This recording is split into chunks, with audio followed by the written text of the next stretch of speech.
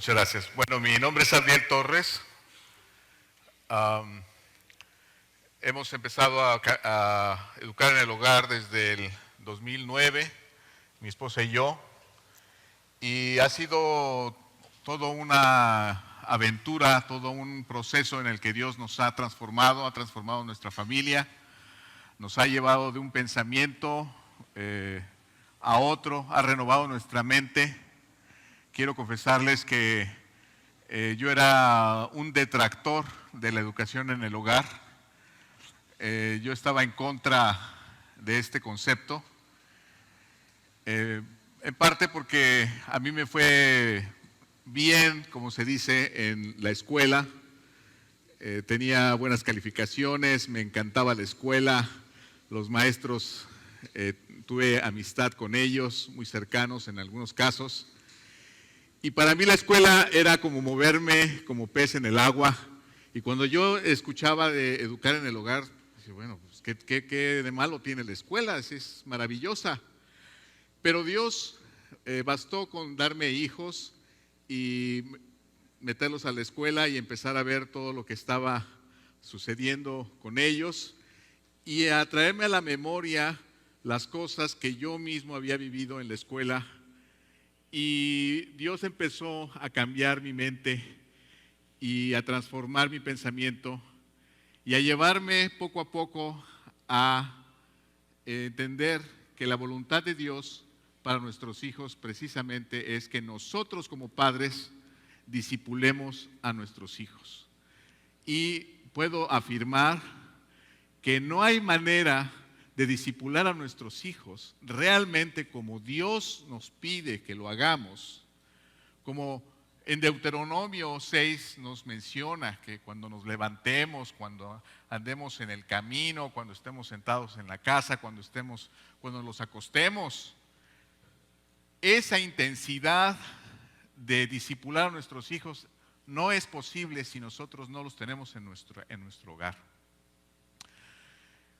Cuando Dios me redarguyó y me enseñó que tenía que sacar a mis hijos de la escuela, y se lo comenté a mi esposa, ella dijo, no, eso es para gente rara, ¿no?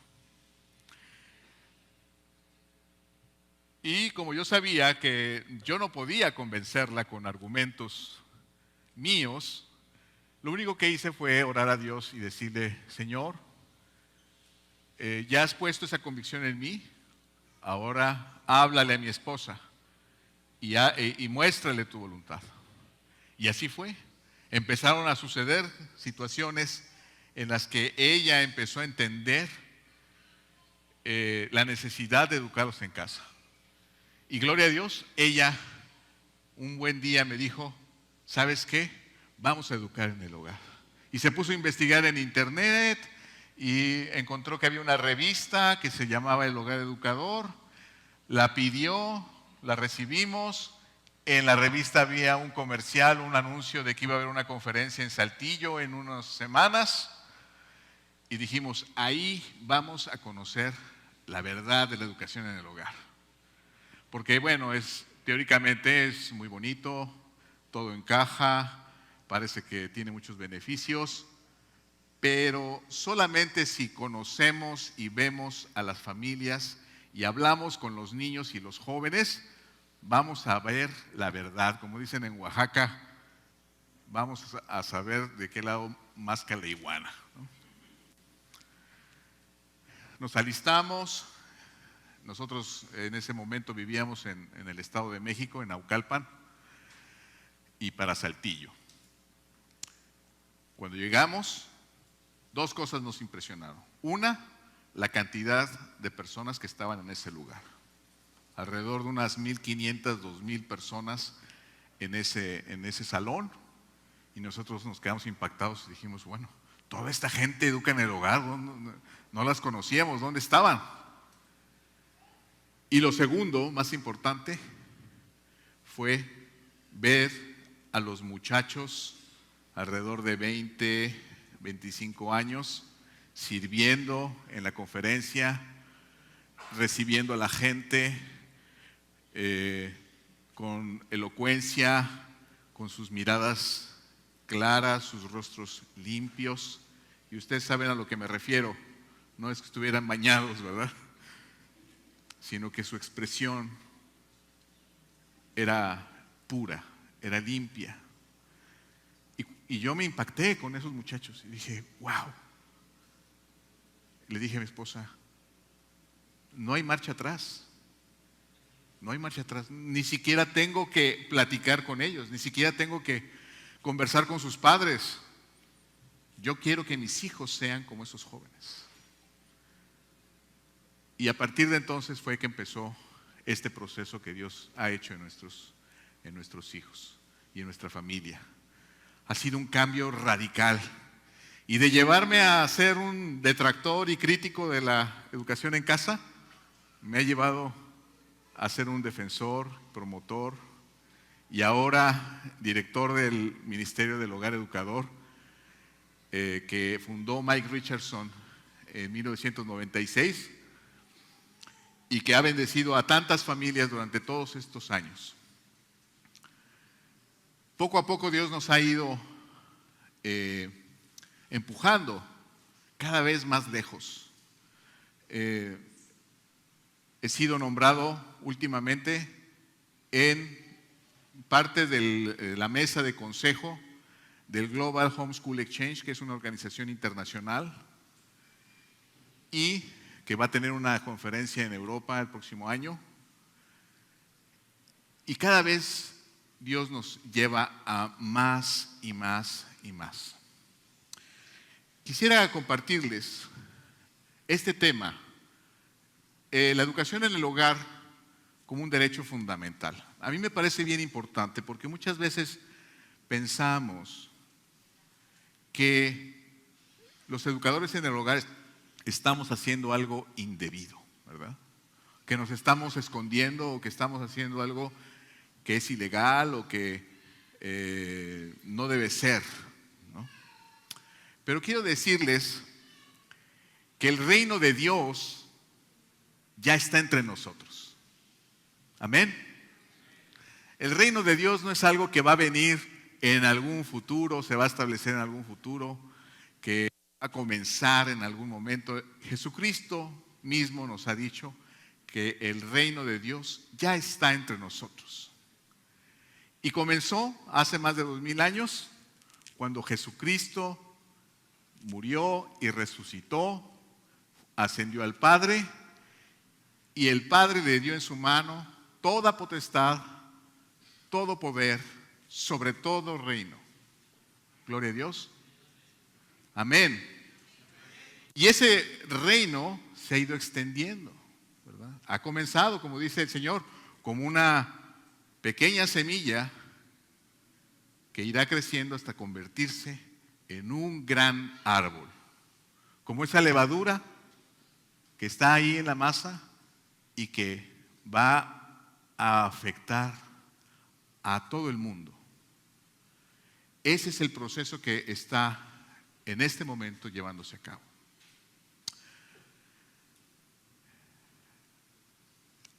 Es el cristianismo el que ha marcado un antes y un después de la relación entre los padres y los hijos. En la antigüedad no existía esto. En la antigüedad los hijos eran una especie de propiedad, una especie de cosa que los padres podían recibir o no. Ni siquiera los romanos, con todo su adelanto, su civilización y todas las cuestiones jurídicas que ellos desarrollaron, concibieron este concepto que el cristianismo, que el Señor Jesucristo nos ha dado como parte de su nuevo reino. Los romanos podían desconocer a sus hijos. Un papá no podía decir, él quién sabe si sea mi hijo. Y así es el mundo, ¿verdad? Esa es la mentalidad del mundo sin Dios. Como dice el dicho aquí, ¿no? Hijo de mi hija, mi nieto. Hijo de mi hijo, quién sabe, ¿no? Esa es la idea del mundo. Y esa es la idea sin Cristo. Entonces los romanos decían, no, bueno, pues quién sabe si sea mi hijo. Si me conviene, lo reconozco. Y si no me conviene, no lo reconozco. Entonces las mujeres que no tenían reconocimiento de parte de las personas, de los papás de sus hijos. Lo que hacían, si no podían mantenerlo, pues abandonaban a sus hijos en el desierto para que los devoraran las bestias, o los echaban al río, se deshacían de ellos, porque no podían mantenerlos. Y ahora es muy parecido, ¿verdad? Ahora los abortan, si no los quieren. O sea, regresamos a ese pensamiento sin Cristo, regresamos a ese pensamiento sin Dios. Una sociedad que se aleja más de las verdades eternas de la palabra de Dios, pierde paternidad, especialmente de los padres. El concepto de paternidad se va diluyendo. Y cuando el concepto de paternidad se va diluyendo, la sociedad entra en una decadencia. La mayoría de las personas que están en la cárcel son de familias donde no está el padre, donde el padre está ausente. ¿Y cuántas familias, incluyendo lamentablemente las familias cristianas, aunque el padre el padre vive en la misma casa, de todas maneras está ausente, ¿verdad? O no le interesa lo que pasa con sus hijos. Se va a trabajar antes de que despierten y regresa cuando ya están dormidos. Y así pasan los años. Y resulta que no conocen a sus hijos. Eso es lo que sucede cuando nos alejamos de los principios de la palabra de Dios. Y lo único que va a ocasionar eso es decadencia y destrucción en nuestra familia, lo que está sucediendo en la sociedad. Entonces es un buen termómetro, es un buen indicador. ¿Qué tanto estoy yo cumpliendo la voluntad de Dios expresada en su palabra como padre? Es la medida en la que yo estoy siguiendo realmente las enseñanzas de Jesús, porque Él es el que nos enseña la verdadera relación entre un padre y un hijo. Es a partir de Jesucristo, en donde ya podemos nosotros hablar con Dios, no como un ser lejano, ausente, iracundo, sino como un padre. El cristianismo es el que cambia esa concepción de Dios al de un padre. Y es una revolución en la sociedad. Y a partir de entonces es que la civilización occidental cambió radicalmente, porque es esa relación de padre e hijo lo que hace progresar a una sociedad.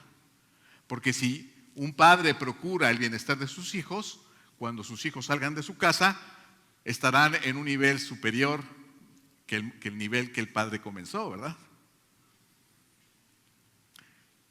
En cambio, si el padre está ausente, el hijo lo más que puede aspirar es a llegar al mismo nivel que su padre o menos, ¿verdad? Y si toda la sociedad está compuesta por familias cristianas, pues todos los hijos de esas familias, cuando salen de sus hogares, estarán en un nivel superior. Y la siguiente generación, superior. Y así sucesivamente. Por eso las sociedades occidentales con base cristiana han progresado. Precisamente por esa relación que el cristianismo trae, nueva relación entre padres e hijos. Las sociedades que no fueron cristianizadas siguen en abajo, ¿verdad?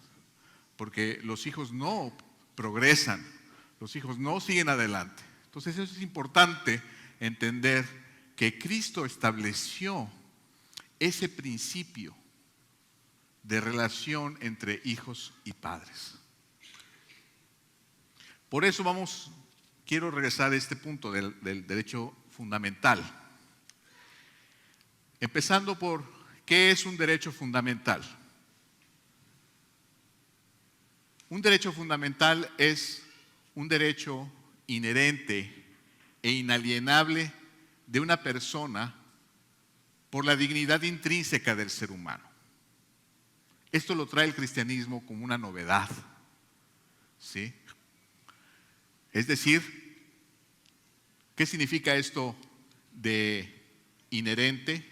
Inherente es algo esencial y permanente que está en su naturaleza y no por tanto no se puede separar de él. Y por tanto no se puede separar de él. Es decir, Dios lo ha dado, ¿sí?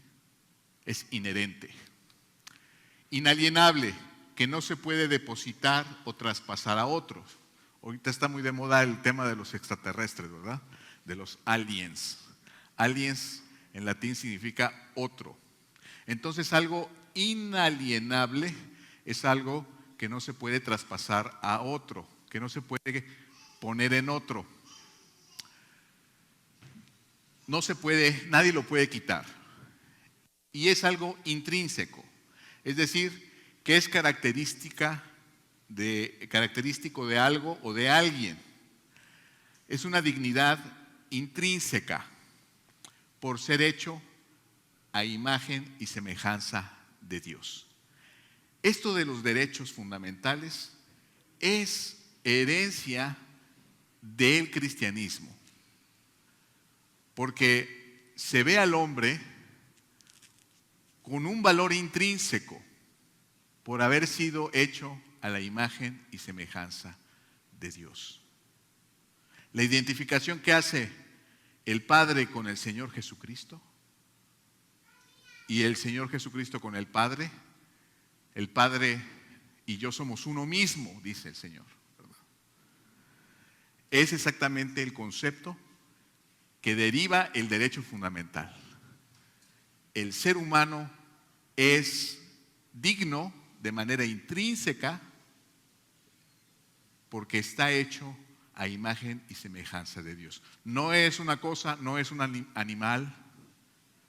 Los evolucionistas y ateos nos dicen que somos un accidente, ¿verdad? Cósmico, que hemos evolucionado al azar, pero la Biblia nos dice que somos hechos con un propósito específico y que por eso hablamos como Dios habla, por eso pensamos, razonamos como Dios lo hace, por eso amamos como Dios ama, porque estamos hechos a imagen y semejanza de Dios. No es una semejanza visible, porque Dios no tiene cuerpo, ¿verdad? No es materia visible que refleje la luz, sino es una semejanza interior, es una semejanza espiritual, moral, invisible. Entonces, eso es lo que nos hace dignos y nos hace tener derechos. Y la Biblia lo expresa en muchas formas. Hay muchos derechos que podemos ver en la Biblia y que están expresados ahí. Entonces, si Dios nos ha dado esos derechos, entonces el hombre no puede quitarlo, ¿verdad? Ese es el problema de los que no creen, de los que no son creyentes, ¿verdad? Porque dicen, bueno, es que yo estoy a favor de los derechos inalienables, que nadie los puede quitar. Ok, entonces, ¿quién hace las leyes? No, nosotros hacemos las leyes. El hombre hace las leyes. Ah, ok. Entonces, si el hombre hace las leyes, el hombre también te puede quitar las leyes, ¿no? Si nos ponemos de acuerdo aquí y decimos que los hijos no son de los padres y todos estamos de acuerdo, pues nosotros hacemos las leyes, ¿no? Los hombres. No, no, no, no.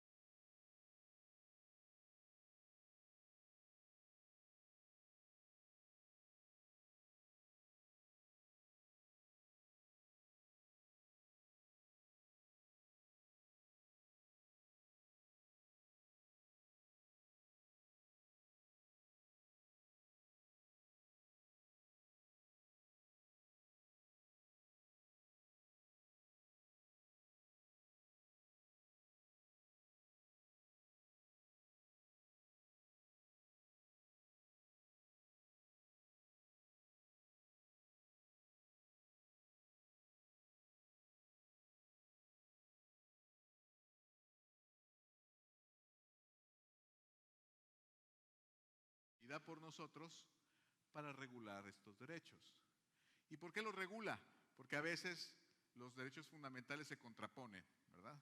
Por ejemplo, mi derecho a la libre expresión se podría contraponer con mi derecho a libre tránsito, fundamentales también, ¿no? Entonces, si alguien quiere manifestarse en la calle y bloquear una carretera, entonces ya está afectando mi derecho de libertad de tránsito.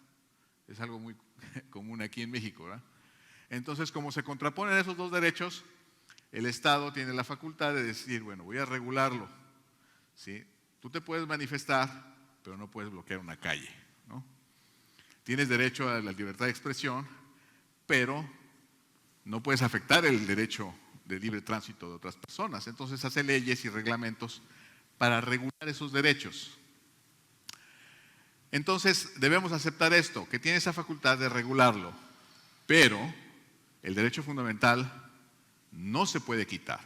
Y por lo tanto, el Estado no puede regular de tal modo que me impida ejercer ese derecho fundamental. En el caso de la educación en casa, podría el Estado en algún momento decir, vamos a regular la educación en casa en México, que dicho sea de paso, está pobremente regulado o casi nada regulado. Pero en ese momento, nuestro papel como educadores en el hogar sería el vigilar que el Estado en su regulación no me impida a mí ejercer ese derecho. Lo puede regular, pero no a ese grado de matarme ese derecho. Bueno, durante siglos nadie se cuestionaba este derecho fundamental de decidir cómo íbamos a educar a nuestros hijos, ¿verdad? Aquí vemos una imagen de lo que pudo haber sido, ¿verdad? La enseñanza que José le dio al Señor Jesús. José era un carpintero y el Señor Jesús, ¿qué profesión, oficio aprendió? Carpintería, ¿verdad? Lo dice la Escritura, ¿verdad? Que el Señor Jesús era carpintero. Entonces ya de entrada podemos ver cómo el Señor Jesús fue educado por su padre, ¿verdad? Pero nadie cuestionaba eso antes. Eso era lo natural. Estaba en el derecho natural, que es otro concepto importante que no tengo tiempo ahorita de explicar, lo del derecho natural. Pero baste con decir que no había ningún cuestionamiento acerca de este tema. Dice Lucas 2, 51 y 52, que el Señor Jesús estaba sujeto a sus padres, ¿verdad? Y que crecía en sabiduría, ¿verdad? Crecía en sabiduría y gracia delante de los hombres. No teman por educar en el hogar. Es el diseño de Dios. Y si ustedes asumen esa labor, esa responsabilidad que Dios nos ha conferido como padres, tengan por seguridad que están respaldados por la palabra de Dios, por Dios mismo. Y Dios les va a equipar de todo lo necesario para hacerlo, de tal modo que sus hijos van a crecer en sabiduría y en gracia delante de los hombres. Esto no es una teoría, ni es una idea etérea, lo hemos visto una y otra vez en las familias que educan en el hogar. Gloria a Dios. En Juan 7:15 vemos la referencia de cómo los judíos se maravillaban porque el Señor Jesús sabía letras, así dice, ¿no? ¿Y de dónde sabe letras si no ha estudiado? ¿Cómo que no ha estudiado? A lo mejor no estaba en el sistema educativo de aquel tiempo, ¿verdad? Que era ir a los pies de un rabino, a los pies de un estudioso de la Torá y pasar con él todo el tiempo para aprender. Ese era el sistema, ¿verdad? En aquel momento. Pero como el Señor Jesús no estaba a los pies de ningún maestro, los judíos decían, bueno, pues ¿de dónde sabe letras si nunca ha estado en el sistema de educación que tenemos acá, ¿no? ¿Cómo es que sabe letras? Pues sus padres le enseñaron, ¿verdad? Su madre le enseñó a leer, le enseñó a escribir. Y bueno, yo con esto ya pensaría, pues, si el Señor lo hizo y estamos llamados a seguir los pies de nuestro Señor, pues, a seguir su camino, pues yo también, y tengo la confianza de que va a funcionar, tengo la confianza de que es el diseño de Dios. Sin embargo, en el siglo XX surgieron los regímenes totalitarios. ¿Qué son los regímenes totalitarios? Son los regímenes en donde el Estado predomina en todos los aspectos de la sociedad, ¿verdad? En donde el individuo se diluye.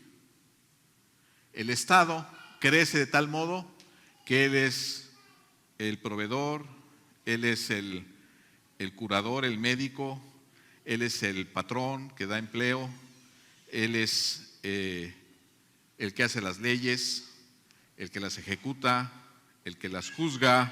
Tú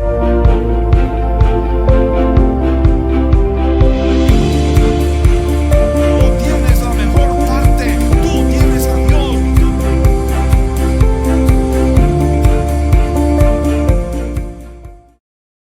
Ese, digamos, el arquetipo del régimen totalitario, el fascismo y el comunismo. Los tres son primos entre sí, son diferentes variantes del totalitarismo. Hay gente que piensa que el fascismo es muy distinto del comunismo, ¿no? ¿No han escuchado eso de que hay socialistas que dicen, no, es que esta persona es de derecha ultrafascista, ¿no? Pero realmente el fascismo es una forma de socialismo, es una forma de comunismo. El ideólogo del fascismo se llamaba Giovanni Gentile y él era un socialista. Las diferencias son matices. El fascismo es nacionalista, el comunismo es internacionalista, pero su común denominador es que el Estado lo es todo. Y curiosamente, el nazismo de Hitler prohibió la educación en casa en Alemania. Una prohibición que prevalece hasta el día de hoy, curiosamente. De todo lo que se quitó de Hitler, del nazismo en Alemania, lo que ha prevalecido es precisamente la prohibición de la educación en el hogar, porque no quieren que los padres eduquen a sus hijos en casa. Es parte del totalitarismo, es parte del humanismo, es parte de este rechazo a los principios de la palabra de Dios. Entonces, a raíz de estos regímenes que casi ganan, Hitler casi se apodera de Europa, es que surgieron estas leyes explícitas, se le llama derecho positivo, para reafirmar el derecho de los padres a elegir el tipo de educación de sus hijos. Porque esto era súper peligroso, ¿no? El Estado usando las escuelas para adoctrinar a sus hijos en su ideología para los fines del Estado. Eso está sucediendo en México, hermanos. Exactamente lo mismo. El Estado está usando las escuelas para introducir su ideología a las nuevas generaciones. Y los papás mirando. No saben que el camino que lleva eso es un camino de destrucción y de perdición para sus hijos y para la nación. Entonces, precisamente es que en este momento se está librando una batalla por la educación de nuestros hijos. Exactamente el título de la conferencia. Hay una guerra en este momento librándose por las mentes y los corazones de nuestros hijos. ¿Qué vamos a hacer nosotros? Que conocemos la verdad. ¿Qué vamos a hacer nosotros como cristianos? Que tenemos ya conocimiento de qué es la relación entre un padre y un hijo. Nos vamos a quedar mirando y diciendo, adelante, señor Estado, haz de mi hijo lo que tú quieras. Enséñale tu verdad, que adore lo que tú adoras, que rechace los principios de la palabra de Dios.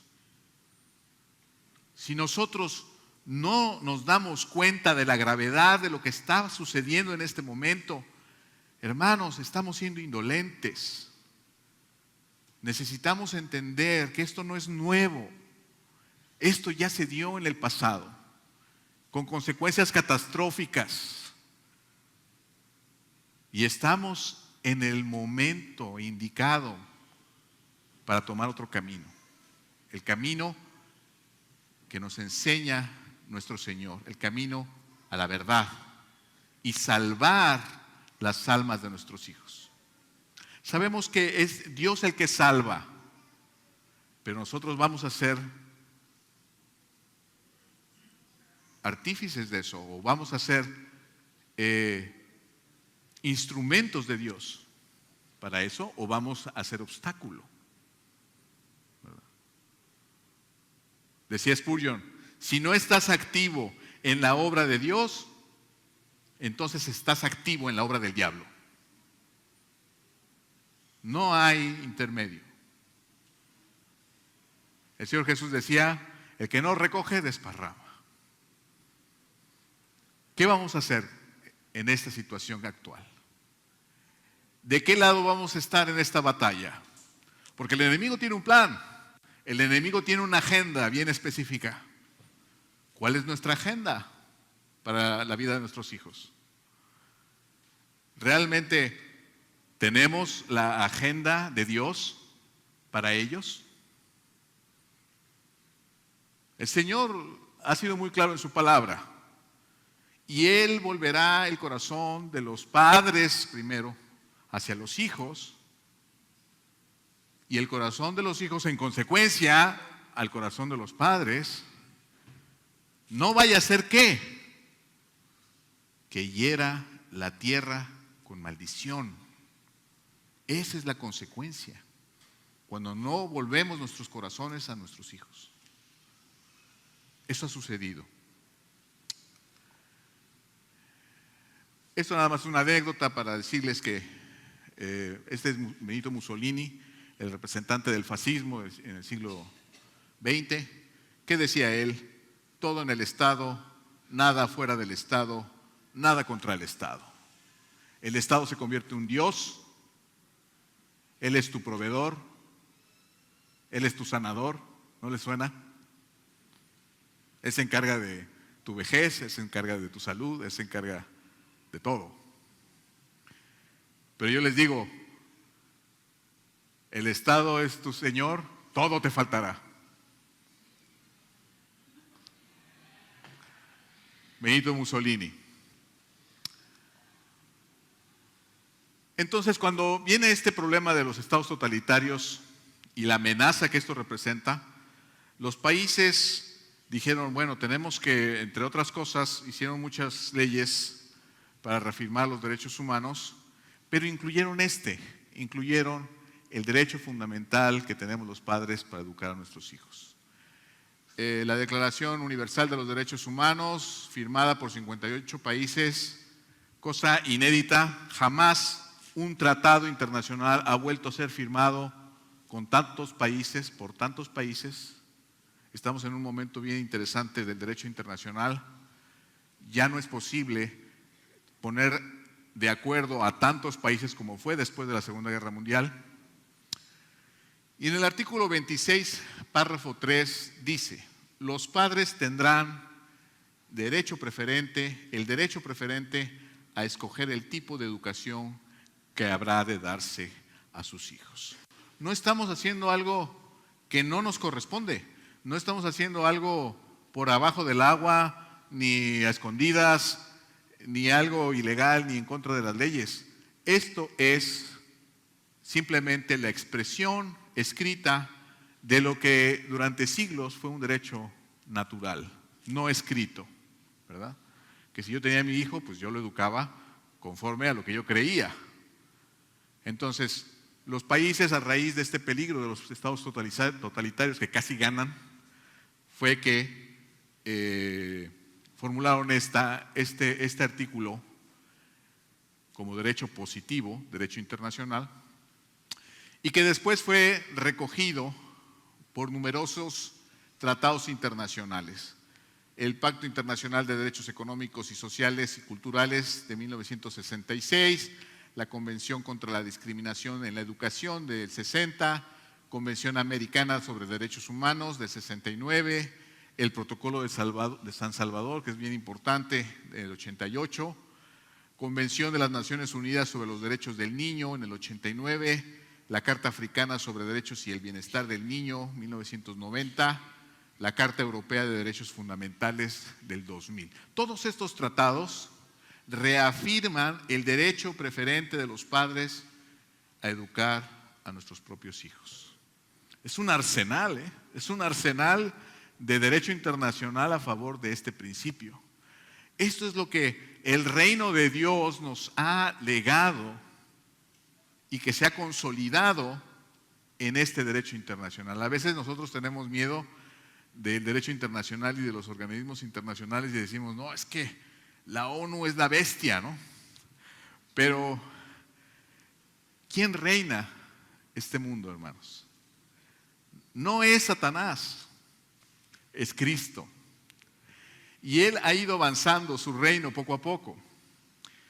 Y todos estos tratados corresponden, por lo menos en este principio, a lo que la palabra de Dios nos enseña acerca de la educación de nuestros hijos. Y todos estos tratados, la mayoría, México ha sido firmante. Es decir, como se dice en derecho internacional, México se ha adherido a estos tratados y está obligado a obedecerlos, a cumplirlos.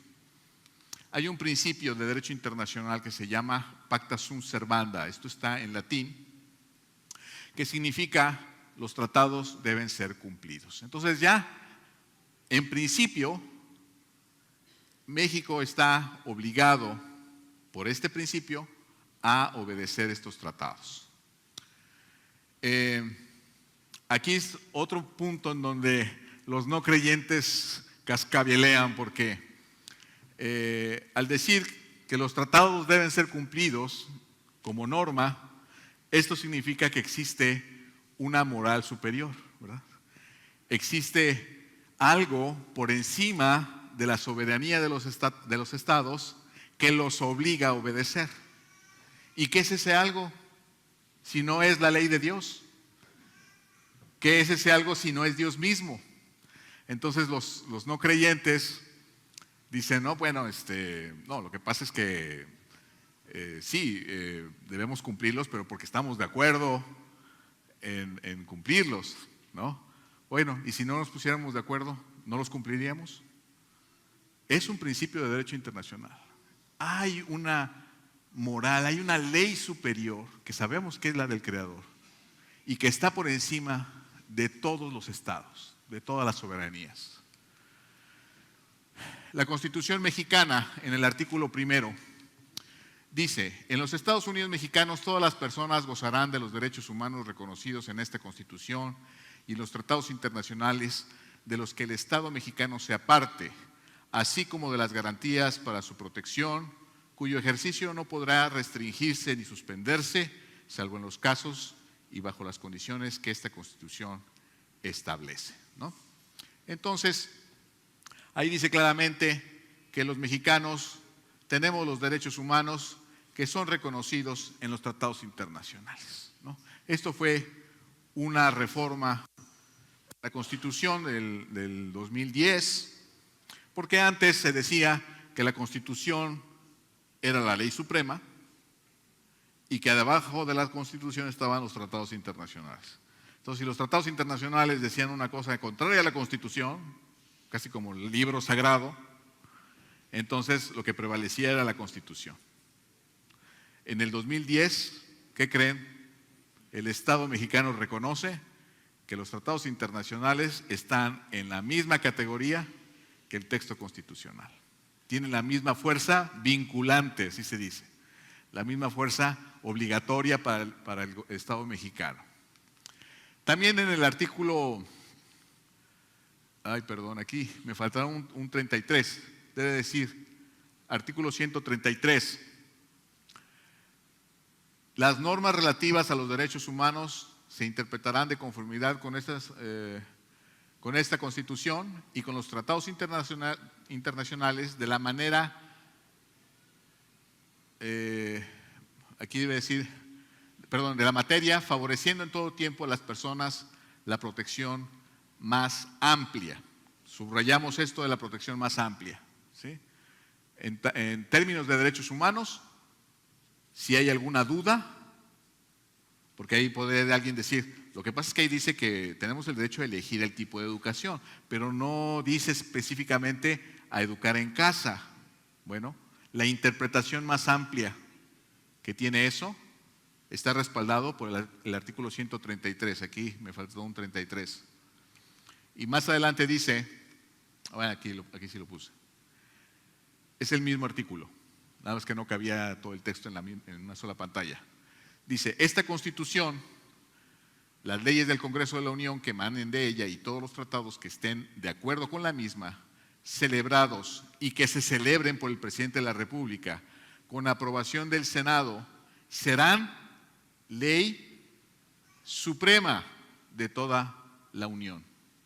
Los jueces de cada entidad federativa se arreglarán a dicha Constitución, leyes y tratados, a pesar de las disposiciones en contrario que pueda haber en las constituciones o leyes de las entidades federativas.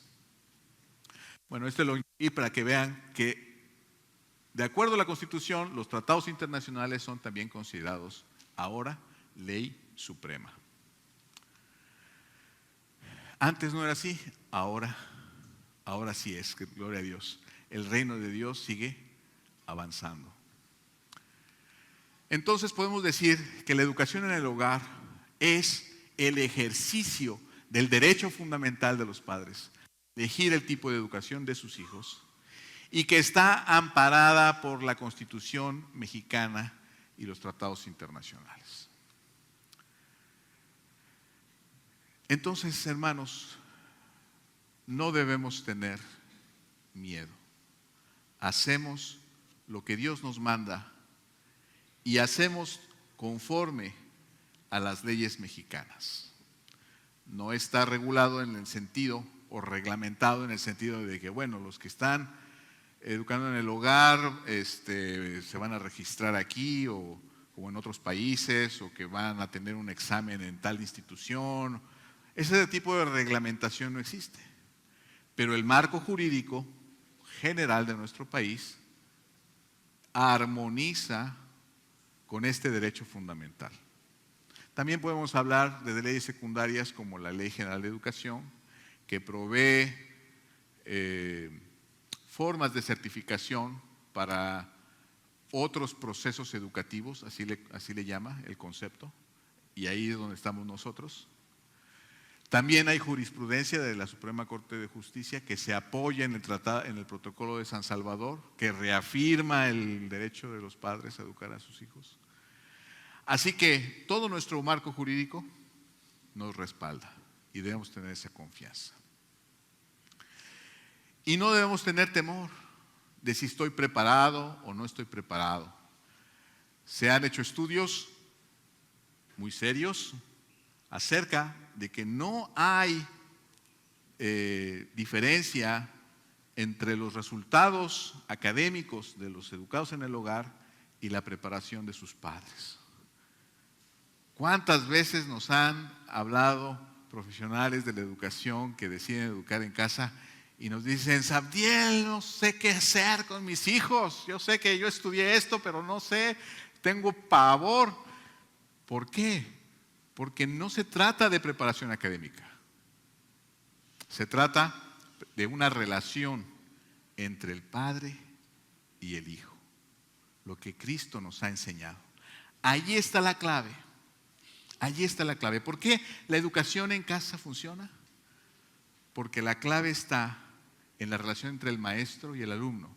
Y la relación entre el padre e hijo es insuperable. Amén. Es insuperable. Solo unos padres amorosos que ven por el bienestar de sus hijos son capaces de repasar la lección que su hijo no está aprendiendo y volverla a repasar y volverla a repasar, y con paciencia hasta que el hijo entiende. En las escuelas no hay eso. Está rota la relación. Si entendiste, bien. Y si no entendiste, ni modo. Ahí presentarás tus exámenes extraordinarios. Ese es el problema. Y muchas veces los hijos simplemente no tienen la madurez para poder entender algo. Y solamente es una cuestión de madurez. Pero ¿qué sucede en las escuelas? Bueno, lo que pasa es que tú eres un burrito.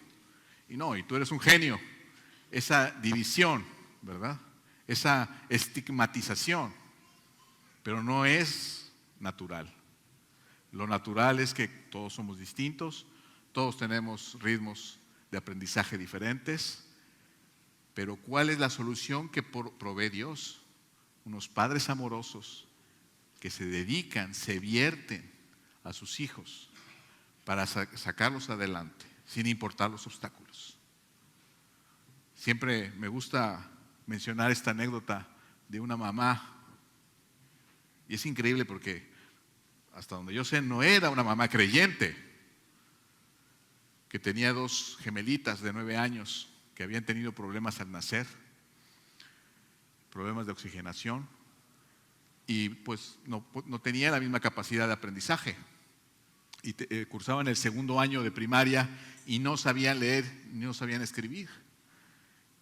Y una tarde la directora de la escuela le llamó y le dijo: señora, usted tiene que entender, aceptar que sus hijas no van nunca a aprender a leer y escribir. Imagínense que les digan esa noticia terrible, ¿no? Es como una sentencia de muerte, ¿no?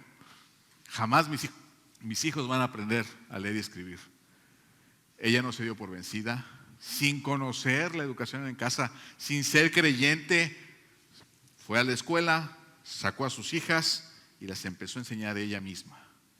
A los 3 meses, hermanos, a los 3 meses, sus hijas empezaron a leer, a escribir y empezaron a hacer cuentas aritméticas básicas. Así que no tengan miedo, hermanos.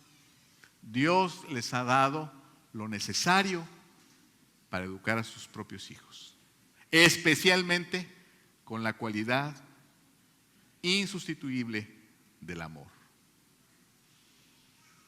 Solo tú amas a tus hijos con esa intensidad, nadie más. Termino esto mencionando estas organizaciones de apoyo. Les mencionaba de Global Homeschool Exchange, que va a tener una conferencia en Inglaterra, en Manchester, el próximo año. Está Alliance Defending Freedom, o la ADF, que ha defendido a muchas familias en el mundo. Y en México tenemos Homeschooling México, que creo que no está actualizado. Había dejado ahí las páginas. No sé si le puedes regresar a la anterior, donde estaban las. Por favor, gracias.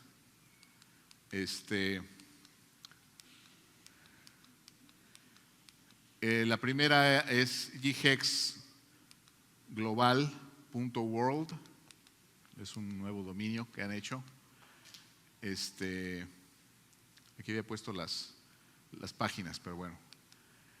Alliance Defending Freedom es adflegal.org y Homeschooling México es homeschoolingmexico.com.mx. Acérquense a estas organizaciones, especialmente Homeschooling México, que es la mexicana, y podrán encontrar más asesoría, más información acerca de homeschool. Por supuesto está la página del Hogar Educador, elhogareducador.org, que celebra una conferencia anual. La hemos hecho últimamente en Tequisquiapan, pero ahí en la página estará toda la información de futuras conferencias. Bien, pues eso sería todo y muchas gracias por su atención.